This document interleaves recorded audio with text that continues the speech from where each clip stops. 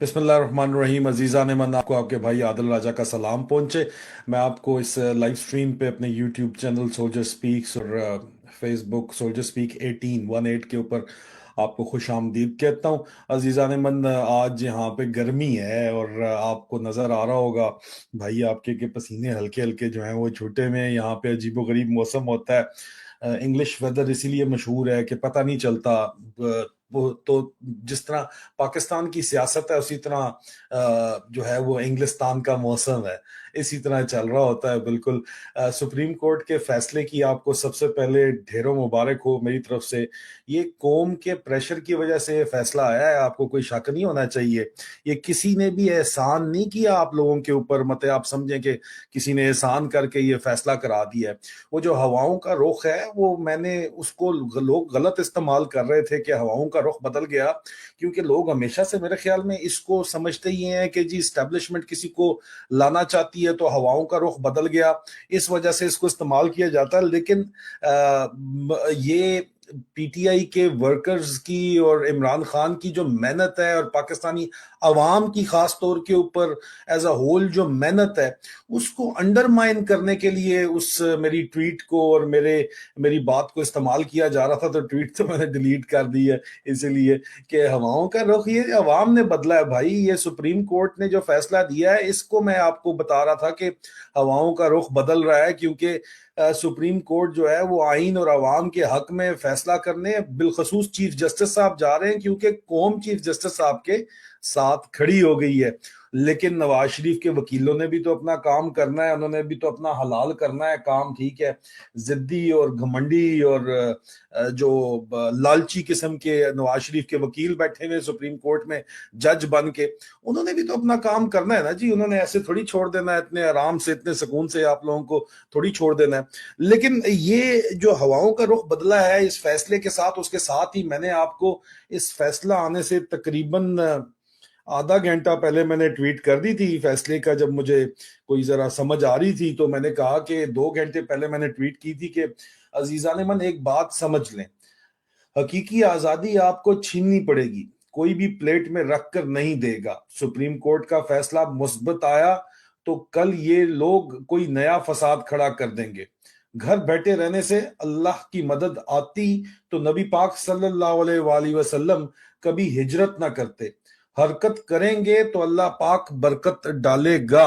अच्छा, मेरी तो एक्सपेक्टेशन से ज्यादा फुर्तियां जो हैं, ये रात को जो मुलाकात हुई है इनकी आईएसआई इंटरनल विंग की डर्टी हैरी और हनी ट्रैप मास्टर की, उसकी वजह से इनका बयानिया पहले से तैयार था। फौरी तौर के ऊपर एक तो गुल्लू भट्टों को चंद गिनती के गुल्लू भट्ट ला के राणे सना ने सुप्रीम कोर्ट के बाहर नारेबाजी शुरू कर दी, और वहां पे नजीर तारड़ से इन्होंने जो है वो स्टेटमेंट करवा के, ये सिर्फ और सिर्फ स्टेटमेंट पीडीएम हुकूमत नहीं बल्कि हैंडलर्स की तरफ से भी आई है।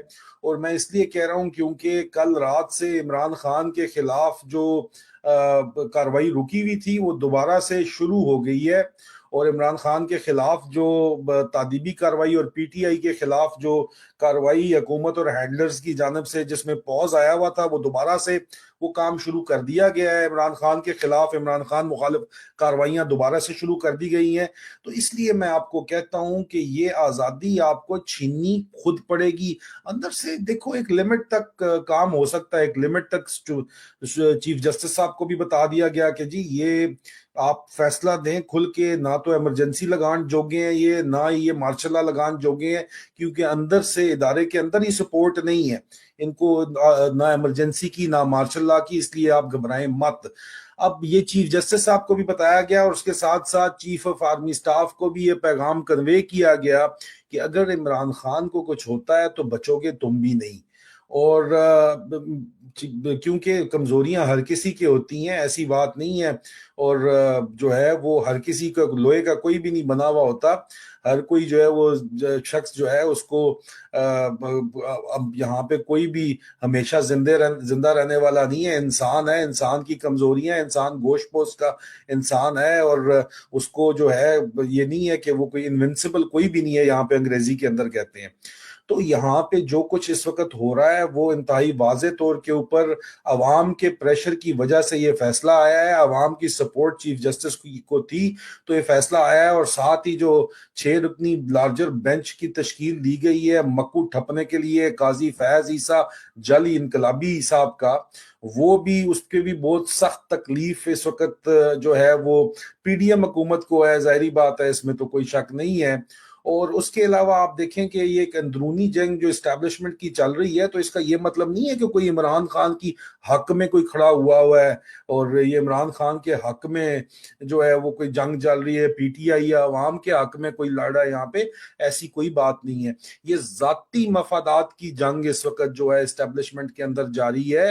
ہواؤں کا رخ جو بدلا ہے وہ چیف جسٹس صاحب نے آپ کو بدلتا ہوا دکھا دیا ہے. عدلیہ اپنی آزادی واپس لے رہی ہے, عدلیہ اپنی آزادی کی جنگ لڑ رہی ہے اس وقت واضح طور کے اوپر. وکلا برادری ان کو سپورٹ کر رہی ہے, لیکن اس طرح نہیں کر رہی جس طرح مطلب پتہ چلنا چاہیے ایک دفعہ.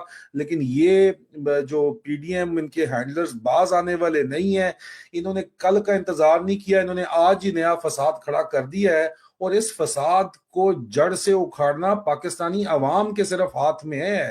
اگر آپ کو کہ اندر سے یہ ہو جائے گا کام, تو اندر سے وہ کام ہو سکتے ہیں جو باہر نظر نہیں آتے.